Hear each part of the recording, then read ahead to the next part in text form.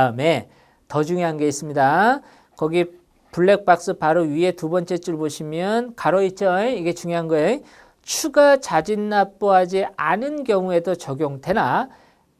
요거 추가 자진 납부하지 않은 경우에 이게 무슨 얘기냐면 요 가산세 깎아주는데 말이에요.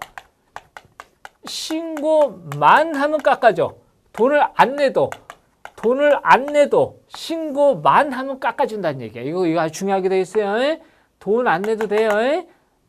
추정 신고만 하면 가산세 깎아준다는 얘기야. 이거 중요하고, 그 다음에 과세표준과 세액에 관해서 경정이 있을 것을 미리 알고 제출한 경우에 감면 안 해줍니다. 이게 무슨 얘기냐면 이렇게 적게 신고한 걸 세무서에서 알았다는 얘기예요. 알아가지고 세무서에서 당신 우리가 보니까 1억 적게 냈대.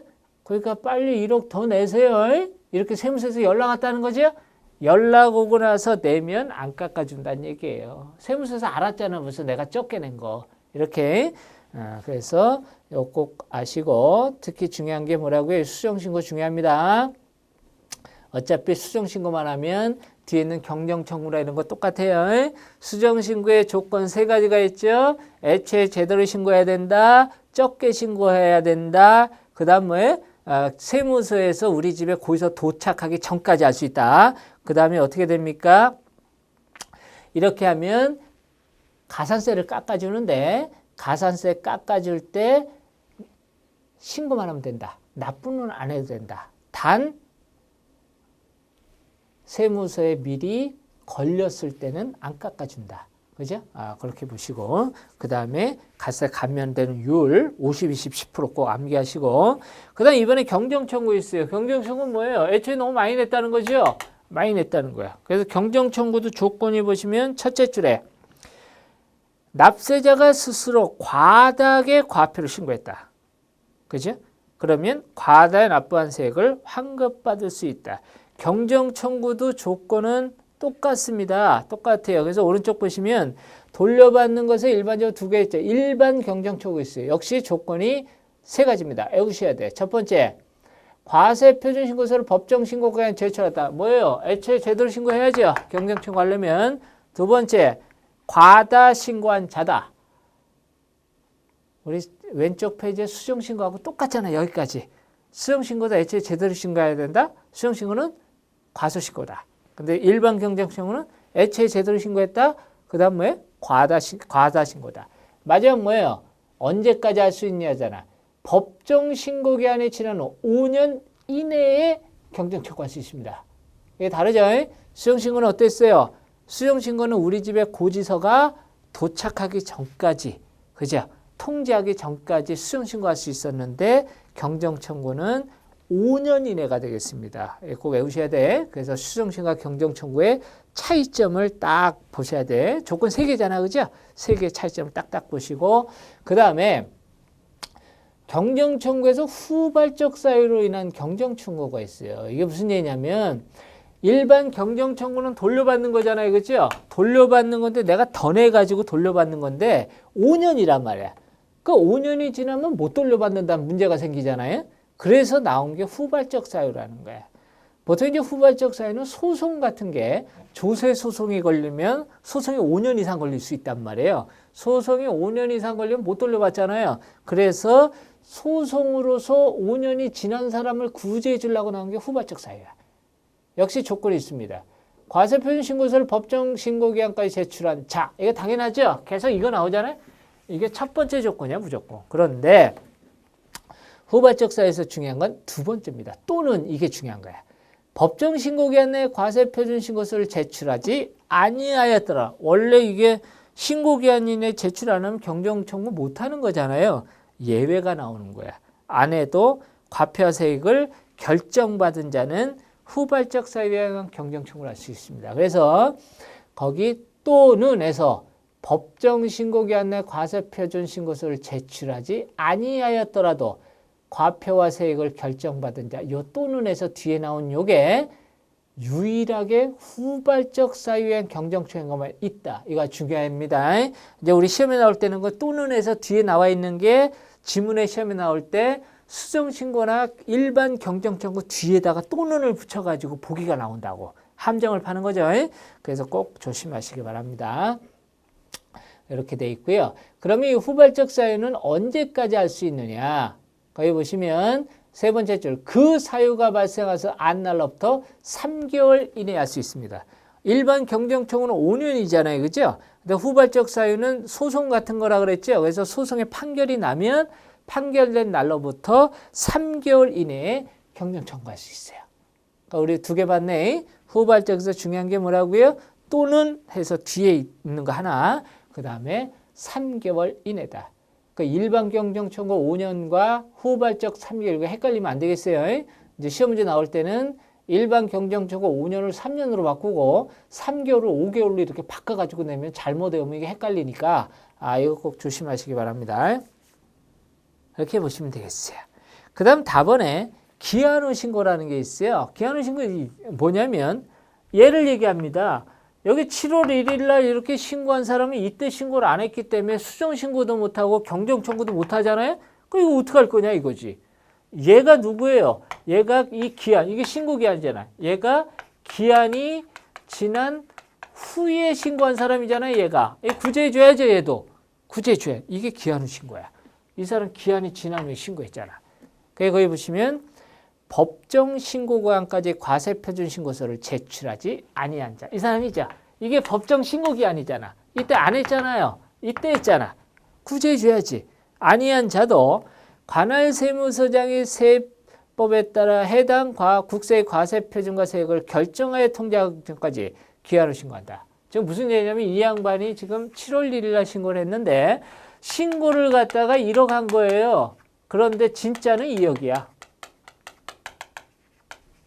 지금 뭐예요? 과소 신고했잖아, 지금. 작게 신고했죠? 적게 신고했는데 이 사람은 수정신고 못하죠? 수정신고를 못하잖아. 왜? 이때 신고를 안 했으니까 수정신고 안 받아주잖아. 근데 이 사람은 세금 내고 싶다는 거 아니에요, 지금? 그래서 세금 내고 싶어 하는 사람을 위해서 기한 후 신고자를 받아주는 거예요. 언제까지 할 수 있다고요? 관할 세무서장이 결정하여 통지하기 전까지. 무슨 얘기입니까? 이 사람이 여기 가만히 있으면 어떻게 돼? 1억 적게 냈으니까 세무서에서 세무조사에서 추징하죠. 추징하면 고의서 날릴 거 아니야. 고지서가 우리 집에 도달하기 전까지 얘는 신고할 수 있게 기회를 줬다 이겁니다. 그래서 기한 후 신고 우리가 알아야 될 게 두 가지네. 첫 번째, 법정 신고 기한까지 신고 안 한 사람이다. 두 번째, 언제까지 할 수 있어요? 우리 집에 고지서가 도착하기 전까지다. 그러면 이 사람도 혜택을 줍니다. 혜택을 주는데 이 사람 말이에요. 원래 이 사람은 무신고 가산세라는 걸 맞아요. 무신고 가산세. 이 사람은 이때 신고 안 했잖아. 그죠? 신고를 안 했으니까 무신고야. 가산세를 맞아버립니다. 이것을 감면해 줍니다. 자기가 알아서 신고했으니까.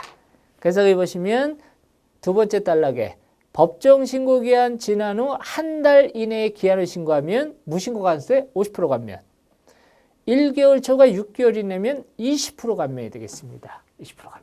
그래서 조심할 게 뭐예요? 수정 신고할 때 과소 신고 가산세 감면하고 이 무신고 가산세 감면 이거 헷갈리면 안 되죠. 야하고 헷갈리면 안 되고 여기 똑같아. 이것도 신고만 하면 됩니다. 신고만 하면 돼. 납부를 안 해도 깎아준다. 오케이. 이거 꼭 조심하시고. 여기서 한 문제 나오니까 꼭 아셔야 되겠어요. 다음 페이지 보시면 5번에 조세 구제 제도가 있습니다. 역시 여기서도 한 문제 나오고 있어요. 이게 중요하게 되어 있습니다. 조세 구제 제도라는 게 있어요. 조세 구제 제도는 말이에요. 크게 보면 가번의 과세전 적부 심사와 납원의 불복 절차. 이렇게 두 개가 있죠. 과세전 적부심이라는 건 이런 얘기예요. 이게 지금 상당히 어려운 거를 지금 하고 있습니다.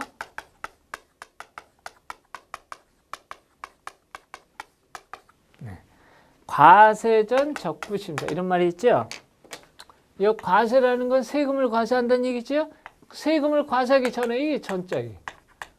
세금을 과세하기 전에 적부 옳은지 그른지 다시 한번 심사하는 걸 과세전 적부심. 지금 무슨 얘기냐면 우리가 세무조사를 세무서에서 하게 되면 조사를 하고 나서 세금을 추징할 때 바로 고지서를 부과하는 게 아니고 과세 예고 통지를 한다고요. 우리가 당신네 회사 세무조사 해봤더니 세금이 한 10억 나올 것 같습니다. 이유 있으면 이의 제기하세요. 이게 과세는 적으시면. 여기서 과세라는 것은 아주 쉽게 단순하게 말씀드리면 고지서 날라오는 거예요. 그 고지서가 날라오기 전에 적부, 옳은지 그른지 재심사를 청구하는 거예요. 이게 과세전 적부심사예요. 그래서 첫째 줄에 있죠. 과세당국이 과세하기 전에 납세 의무자에게 다음에 과세 예고 통지. 아직 고지서가 날라온 건 아니야. 우리가 조사해보니까 당신네 이 정도 나올 것 같습니다. 이렇게 예고 통지를 날리는 거예요. 그럼 그 전에 고지서 날라오기 전에 우리가 이게 한 번 더 재심사를 해주세요. 이렇게 하는 게 과세전 적부심입니다. 여기서 우리가 알아야 될 것은 그 블랙박스 밑에 있는 거를 보시면 됩니다.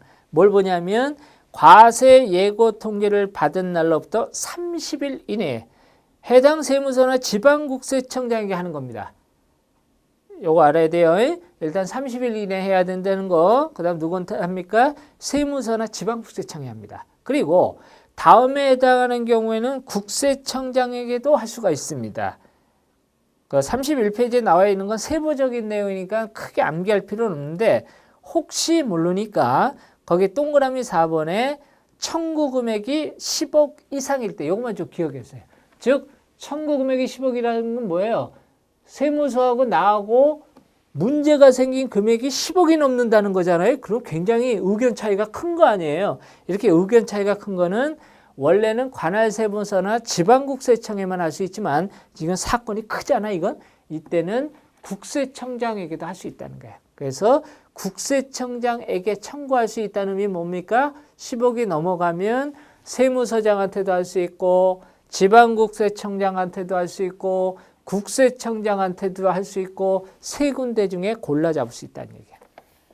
이거만 아시면 되겠습니다. 그 다음 나번에 불복 절차가 있습니다. 불복 절차라는 건 뭐냐면 지금 이것은 고지서가 나오기 전이잖아요. 고지서가 나오기 전입니다. 이것을 우리는 처분 전 구제 절차다. 처분 전 구제 절차라고 합니다. 처분 전. 이 처분이 뭐라 그랬습니까? 고지서 날라온다는 걸 의미하는 거예요. 고지서가 날라오기 전에 구제하는 걸 과세전 적부심이라고 그럽니다. 그러면 처분 후 구제 절차가 또 나올 거 아니야. 이건 뭐예요? 고지서가 날라온 다음에 어떻게 구제받을 것이냐. 나의 억울함을 어떻게 구제받을 것이냐. 이 처분 후가 바로 나번의 불복 절차입니다. 이것은 고지서가 이미 부과가 된 거예요. 고지서가 부과된 후에 내가 어떻게 구제받을 거냐. 이 얘기를 하는 겁니다. 한번 보자. 이 조세불복이라는 게 이렇게 있어요.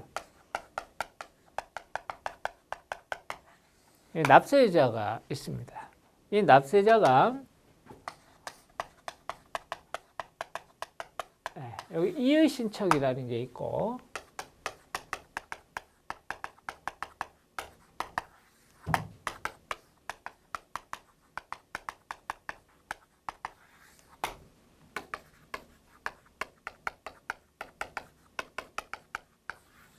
예, 이렇게 있어요. 왜 납세자가 이제 조세불복의 이의신청이라는 걸 하고 이의신청에서 만약에 패소하면 심사는 심판청으로 갑니다. 여기서 패소하면 소송으로 이렇게 가는 이런 과정이 있어. 이제 우리가 여기서 제일 많이 나오는 건 순서입니다. 납세자가 소송까지 어떤 순서를 밟아갈 거냐. 이게 시험에 제일 많이 나오는 거예요. 그래서 이렇게 여기서 패소하면 이렇게 패소하면 이렇게 또 하나의 방법이 뭐냐. 또 하나는 납세자가 심사나 심판으로 가. 여기서 패소하면 소송을. 이렇게 두 가지 방법이 있는 거예요. 두 가지. 그럼 우리가 한번 보세요. 첫 번째는 얘를 거쳐서 이렇게 가잖아요. 두 번째는 얘를 제끼고 이렇게 가죠. 차이점이 뭐예요? 첫 번째와 두 번째의 차이점은 얘죠. 얘를 거쳐 갈 것이냐 그냥 갈 것이냐. 그래서 우리가 이 신청을 임의적 절차다. 임의적 절차라는 건 왜? 생략이 가능하다는 거예요. 해도 그만, 안 해도 그만. 우리 이거 그림 부분 아시잖아. 그죠? 그 다음에 이렇게 가는 방법이 있고 또 하나 방법이 있어요. 감사원에 심사 청구할 수 있어요. 그래서 이렇게 여기서 패소하면 이렇게. 시험에 제일 많이 나오는 게 이겁니다. 납세자가 행정소송까지 어떻게 갈 거냐. 그러니까 이제 시험 문제 말로 나오는 거죠. 납세자가 이의신청했다. 패소했다. 감사원으로 간다. 안 되잖아요, 지금. 그죠? 또는 납세자가 심사청구하다. 패소했다. 심판청구하다. 여기서 일로 못 가지요? 못 가잖아. 납세자가 심판청구했다. 패소했다. 감사 안 되지요? 이 순서가 나오는 거예요. 그래서 이 순서가 우리 교재는 31페이지 밑에 블랙박스로 되어 있지만 이렇게 외우시면 시험에 적응을 할 수가 없습니다. 그래서 이 그림에 소송간에 이렇게 나와 있어요. 그 다음에 이제 우리가 알아야 될 거, 이의신청은 어디다 하는 거냐면 관할 세무서 또는 지방국세청에 합니다. 여기다가 하는 거예요. 심사청구는 국세청에 하는 거예요. 국세청. 심판청구는 조세심판원에 합니다. 어디다 하는지 알아야죠? 이렇게. 그럼 이제 우리가 이렇게 생각해 보세요. 그러면 이 납세자 입장에서 이런 과정을 거치지 않고 나는 소송은 이제 행정법원에 하는 거예요. 이렇게 가면 안 됩니까? 이런 의문이 있잖아. 그죠? 이거 안 됩니다. 이거 안 됩니다. 우린 이것을 행정심판 전치주의라고 해서 이렇게 바로 가는 것을 금지하고 있습니다. 그 다음에 또 우리가 알아야 될 게 날짜가 있어요. 그냥 아무 때나 막 이의신청하고 이게 아니고 고지서를 받은 다음에 납세자는 90일 이내에 이의신청해야 돼. 그러니까 여기서 패소했다. 패소하면 역시 90일 이내. 그러니까 온천지가 다 90일이야. 앞 단계 끝나고 90일 이내에 다음 단계를 가주셔야 됩니다. 90일 넘어가면 그냥 패소 결정이 되겠어요. 그래서 90일 지나서 다음 단계. 여기서 패소했다. 90일 이내에 소송. 이렇게 가는 거예요. 그죠? 여기 이제 우리 시험에 나오는 대부분이 되겠어요. 이게 이제 시험에 말로 나옵니다. 31페이지 보겠습니다. 불복 절차 보시면 첫째 줄에 위법 또는 부당한 처분을 받거나 필요한 처분을 받지 못함으로써 권리 또는 이익에 침해를 당한 자가 그 처분의 취소 또는 변경이나 필요한 처분을 청구하는 것이다. 그리고 두 번째 단락에 다만 해서 세 번째 줄을 보시면 이거 좀 세밀한 건데 조세범 처벌 절차법에 의한 조세범칙 조사 통고 처분 등에 대해서는 불복 청구를 할 수 없다. 이렇게 되어 있는데 혹시 세부적으로 아주 시험 문제 어렵게 나오면 이 문장까지 나올 수 있으니까 이거 한번 보시고요. 그 다음에 국세에 관한 처분에 대해서 행정소송을 제기하기 위한 필요적 전심 절차서 불복 절차를 반드시 거쳐야 돼. 이거 얘기하는 거죠. 이 안에 있는 요거, 요 가운데 있는 요게 불복 절차입니다. 그래서 납세자가 소송을 가려면 이 앞에 있는 단계를 반드시 거쳐야 된다는 거예요. 이거 바로 못 간다는 얘기죠. 바로 못 가는 거예요. 그런데 가로를 보면 웃긴 게 있죠. 지방세법은 이거 국세 얘기하는 거예요. 이거 국세 얘기하는 국세. 지방세법은 임의적 전심제도를 채택하고 있으므로 지방세 부과처분에 대해서는 이의신청과 심사청구를 거치지 않고 행정소송을 제기할 수 있다. 국세는 직접 못 가는데 지방세는 직접 소송할 수도 있다는 얘기죠. 그죠? 이거 꼭 조심하시고. 그 다음 나머지는 제가 다 설명드린 거예요. 다음 페이지 가시면 1번에 이의신청이 있습니다. 제가 설명드린 말이 쫙 다 여기 있는 게 써 있습니다. 읽어보시고 2번에 심사나 심판, 감사원 청구 역시 제가 말씀드린 게 쫙 써 있습니다. 한번 읽어보시고 가로 2번에 청구의 효력이 있습니다. 청구의 효력.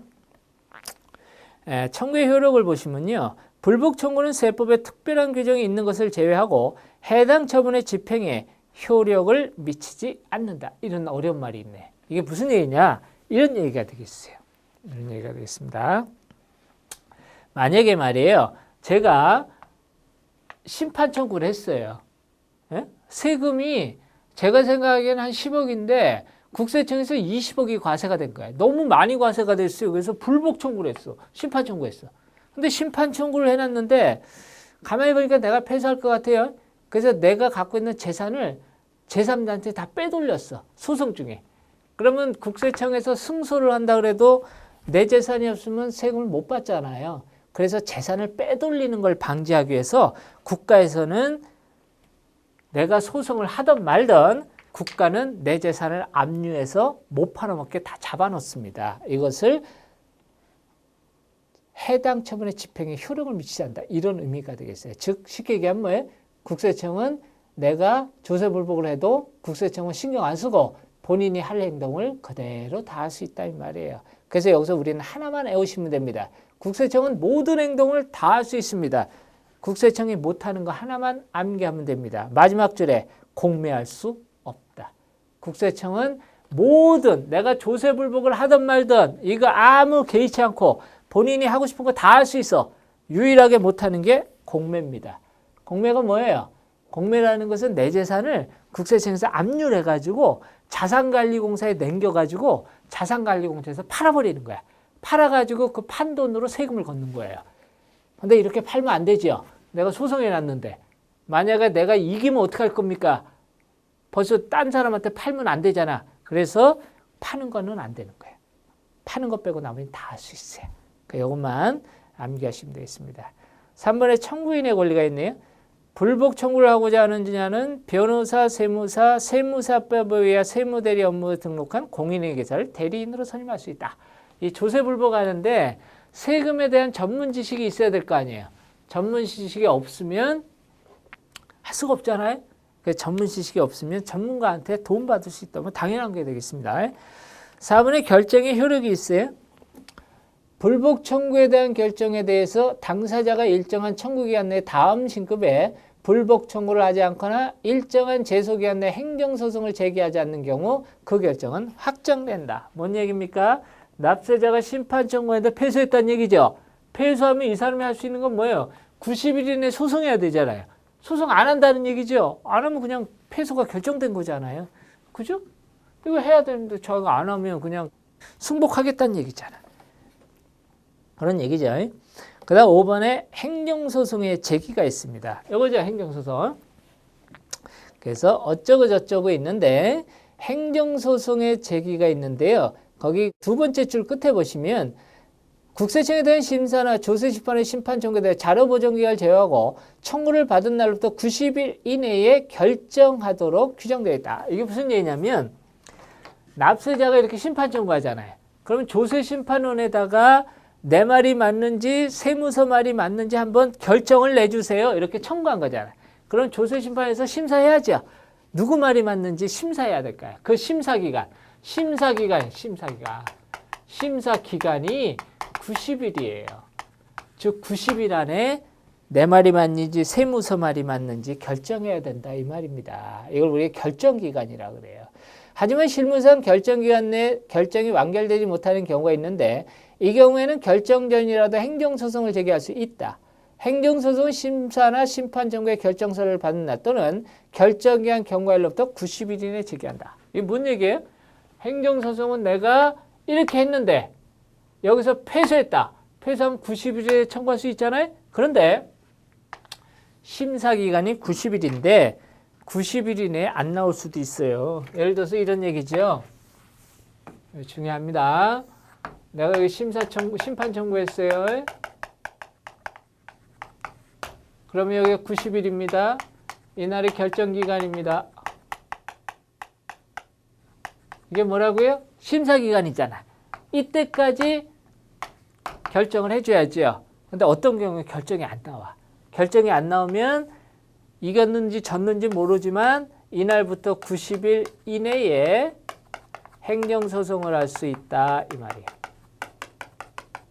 또는 만약에 한 120일째 되는 날 이날 결정이 나왔어. 내가 패소했습니다. 패소하면 이날부터 역시 90일 이내에 행정소송할 수 있다 이 말이에요. 둘 중에 하나란 얘기야. 그냥 결정기간 지나면 바로 소송하든지 끝까지 기다렸다가 결과 보고 하든지. 그래서 여기 보시면 두 가지가 있죠. 결정서 받은 날이 이날이잖아요. 받은 날로부터 90일 이내 또는 결정기간 경과일. 이게 결정기간이죠. 이날이. 경과일 이날부터 90일 이내. 둘 중 선택이야. 또는이니까. 그래서 중요하게 돼 있어요. 잘 모르겠다. 그럼 온천지가 90일이잖아요. 지금. 날짜 나오면 온천지가 90일이야. 그죠? 이렇게 해서 보시면 되겠습니다. 여기서도 한 문제가 나오는 거예요. 이렇게. 이번 시간에는 여기까지 하도록 하겠습니다. 수고하셨습니다.